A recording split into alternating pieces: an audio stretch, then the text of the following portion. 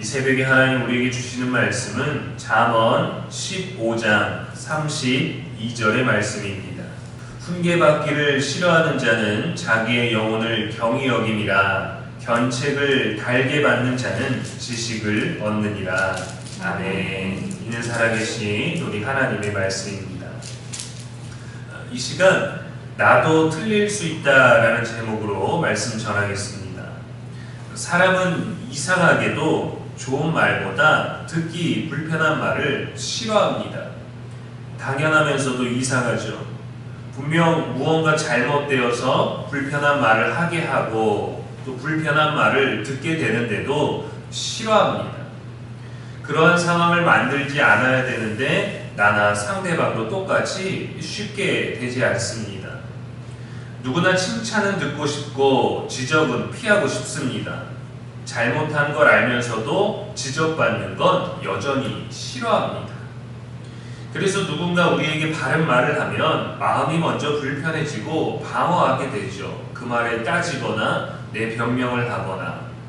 그러나 성경은 말합니다. 그 순간이 인생을 나누는 깊은 순간이라고 말이죠. 본문은 강하게 말합니다. 훈계받기를 싫어하는 자는 자기의 영혼을 경히 여김이라. 경히 여긴다는 말은 가볍게 여긴다는 것이죠. 소홀히 하다는 뜻이고 중요하게 생각하지 않는 겁니다. 사실 훈계를 듣기 불편해하는 것은 상대방을 무시하는 것과 같아요. 그 얘기는 하지 말라는 겁니다. 나는 불편하다, 나는 알고 있다, 나는 그걸 들었다 라는 말입니다. 그러나 성경은 불편한 말을 해주는 사람을 무시한다 라는 것에서 끝나지 않고 자기 자신의 영혼을 가볍게 여기는 것이라고 말합니다. 만약에 우리에 대해서 누군가가 한 사람만이 우리를 계속 지적하고 우리를 계속 공격하면 그 사람이 이상한 걸 수 있어요. 그런데 이 사람뿐만이 아니라 여러 다른 사람이 같은 말로 우리들에게 훈계를 할 때는 나에게 문제가 있다는 것을 인정해야 됩니다. 왜냐하면 왜 자꾸 사람들이 나한테 똑같은 얘기를 할까가 아니라 똑같은 얘기가 여러 군데서 들려온다는 것은 나에게 반드시 그것이 문제가 있다라는 거거든요. 그럼 나도 틀릴 수 있다라는 것을 인정해야 되는데 그 얘기가 반복되니까 더 듣기가 싫어지는 거예요. 다 똑같은 얘기를 하니까 더 불편한 말이 되어버리는 겁니다. 음식을 먹을 때에도 건강에 좋은 음식이지만 어린아이 입맛에는 안 맞을 때가 있죠. 먹기 싫은 걸, 또 색이 이상한 걸, 냄새가 좀 이상한 걸 먹으라고 하는 부모에 대해 그 말을 거절하는 것이지만 결국은 그 아이의 몸에 영향을 거부하는 것과 같죠. 우리는 본능적으로 외부로부터 오는 무언가에 대해 방어하고 거절하려는 속성이 있지만 오늘 본문은 내 자신을 거부하고 있다는 것에 초점합니다. 그것이 훈계이기 때문이죠. 잠언이 말하는 훈계는 단순한 꾸지람이 아니라 사람을 올바른 길로 바로 세우려는 가르침과 교정을 의미합니다. 잠언에서 훈계의 역할은 지혜와 지식을 얻는 길이고 잘못된 것을 바로잡고 생명의 길로 인도하는 하나님의 교훈으로 묘사돼요. 그래서 우리가 듣는 그 훈계를 우리의 영혼과 연결을 지은 겁니다. 이것을 싫어하면 영혼을 경히 여기는 거예요. 바르게 고쳐야 할 부분이 고쳐지지 않기 때문에 그렇습니다. 영혼을 돌보지 않는 것은 그 훈계를 듣는 사람에게 있어서 가장 큰 손해가 되는 것이죠. 왜 사람은 훈계받기를 싫어할까요? 첫 번째로 자존심 때문입니다. 내가 틀렸다? 내 말이 옳지 않다? 내 말에 반박을 한다? 내가 잘못된 거다? 그것을 인정하기 싫어합니다. 잘못된 걸 알았을 때도 변명하고 설명하려고 합니다. 강하고 약함에 상관없이 자존심은 늘 문제가 되는 것 같습니다. 예전에는 어른들의 말이다 그러면은 그것이 옳고 그름의 문제를 따지는 것이 아니라 어른에 대한 존경과 예우로 어른이 하시는 말씀을 예 알겠습니다 하고 들으라고 배웠어요. 그런데 요즘에는 고집 있는 어른, 자존심이 강한 어른들이 많습니다.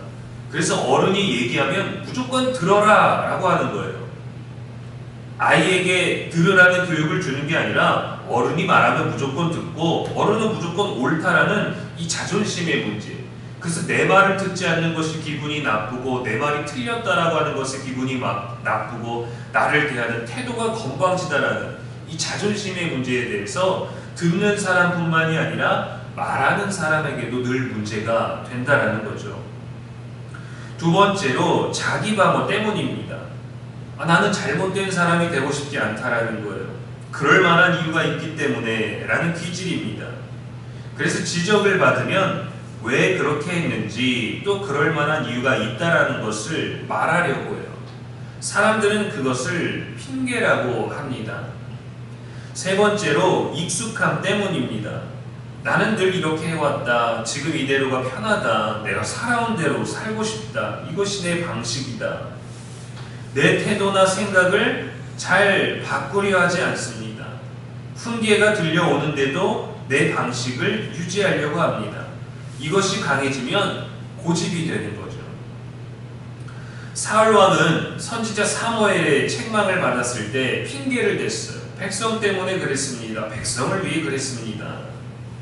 끝까지 자신의 잘못을 인정하지 않았습니다. 회개하지 않았어요. 결과는 하나님과의 단절이 되었죠. 다윗 왕은 선지자 나단의 책망을 들었을 때 즉시 반응했습니다. 내가 여호와께 죄를 범하였나이다.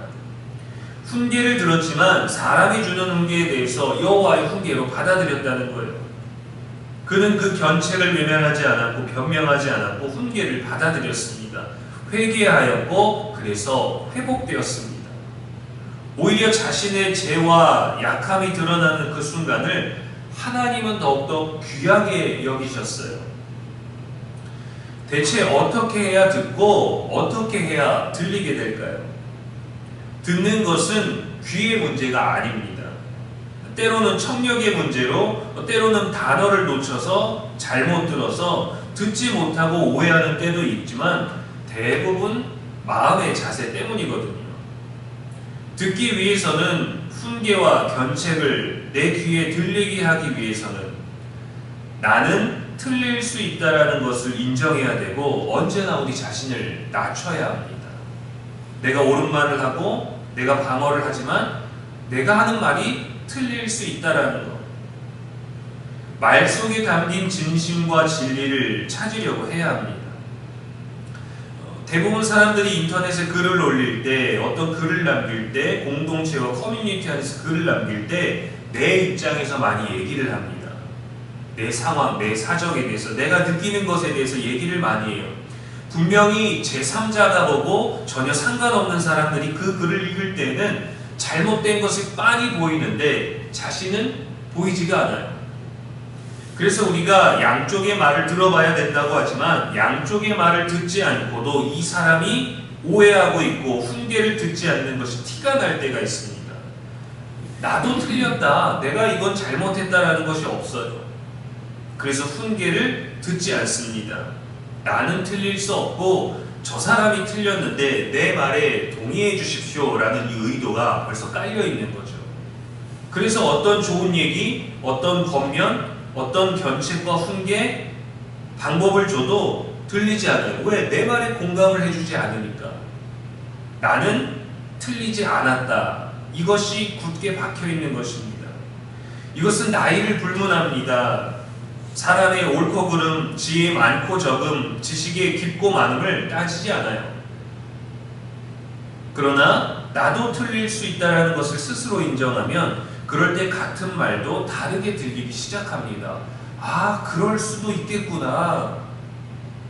그 말이 맞을 수도 있겠구나. 상대방은 그랬을 수도 있겠구나. 내가 틀렸을 수도 있겠구나. 들리는 말의 옳고 그름을 판단할 수는 있지만 나의 틀림을 인정하는 것이 어렵거든요. 왜냐하면 감정의 자극을 받기 때문입니다. 때로는 이유 없는 공격, 지적이 있기도 합니다. 그것은 결코 훈계가 아니죠. 건강한 훈계가 아니라면 말하는 사람 또한 감정일 수 있어요. 듣고 분별하는 지혜가 필요하지만 먼저는 그래도 듣는 자가 되어야 합니다. 후반절에 보면 견책을 달게 받는 자는 지식을 얻는다 했어요. 그래서 얻는 지식은 삶을 바꾸는 깨달음입니다. 방향을 수정할 줄 아는 통찰이에요. 하나님을 아는 지혜입니다. 듣는 자체가 굉장히 좋은 태도라는 거죠. 견책은 지식을 주는 통로입니다. 좋은 것인 줄 알지만 달게 받는 것은 또 쉽지가 않아요. 달게 받는다는 것은 기분이 좋다, 무조건 들으면 나아진다라는 뜻이 아니라 그 말에 유익을 알기 때문에 내가 받아들인다는 겁니다. 쓴 약을 몸에 좋기 위해서 먹는 것과 같죠. 맛은 쓰지만 우리의 건강을 더 나아지게 하기 때문에 달게 받기 위해서는 세 가지가 필요합니다. 첫째로 목적을 알아야 합니다. 훈계는 나를 무너뜨리는 것이 아니라 나를 살리려는 거예요. 듣기 싫은 모든 말이 훈계는 아니지 않습니까? 우리에게 훈계인지 아닌지를 분별할 수 있는 지혜가 있어야 되겠지만 상대방이 말하고자 하는 그 목적이 무엇인지를 알면 듣는 태도를 바꿀 수 있죠. 약이 쓰지만 몸을 낫게 한다는 그 목적을 알아야 하는 것과 같습니다. 둘째로 하나님 앞에서 들어야 합니다. 사람의 말이 아니라 하나님의 음성으로 받아야 합니다. 내가 지금 이 이야기를 듣는 것이 과연 감정의 언어인가? 아니면 주께서 내게 주시는 지혜의 기회인가? 이것은 우리를 겸손하게 하고 지혜롭게 합니다. 셋째로 결과를 믿어야 합니다. 훈계를 통해 내가 더 나아질 것을 믿어야 돼요. 더 나은 내가 되게 될 수 있는 그 이야기라는 것을, 또 성령께서 우리에게 듣게 하시고 그렇게 인도하실 것도 믿어야 합니다. 예수님은 완전하셨지만 항상 아버지의 뜻에 순종하셨습니다. 사람 모두에겐 자기의 뜻이 있어요. 그러나 예수님은 내 뜻이 아니라 아버지의 뜻대로 하옵소서라고 기도하셨죠. 이것이 완전한 순종의 모습이에요. 그는 항상 옳으셨지만 옳지 않은 사람들의 이야기도 들으셨습니다. 그래서 옳은 말을 하실 수 있었던 거죠. 그는 틀리지 않으셨지만 틀리다고 지적을 받으셨습니다. 그래서 그는 진리의 말씀을 하실 수 있었어요. 또 예수님은 제자들에게 때로는 책망하시고 때로는 혼내시고 때로는 가르치셨습니다. 제자들을 미워해서가 아닙니다. 그들을 살리기 위한 견책이었어요. 그들의 영혼이 흔들리지 않는 진리를 말씀해 주셨어요. 또한 내가 너희를 포기하지 않겠다라는 의지가 담겨 있었습니다.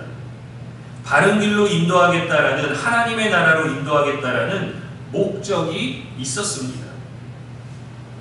듣고 바꿀 것인가, 듣고 무시할 것인가, 차이는 작지만 결과는 크게 다릅니다. 이 선택에 따라 우리의 태도도 많이 달라집니다. 듣는 태도가 우리의 영혼을 살립니다. 훈계를 거부하면 영혼을 잃어버리고 견책을 받아들이면 지혜를 얻는다. 이 말씀을 감정이 아닌 지혜로 하나님의 음성을 듣는 저와 여러분의 오늘 되기를 주님의 이름으로 축복합니다.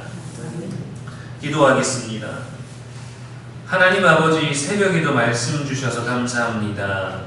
훈계를 거부하지 않게 하옵소서.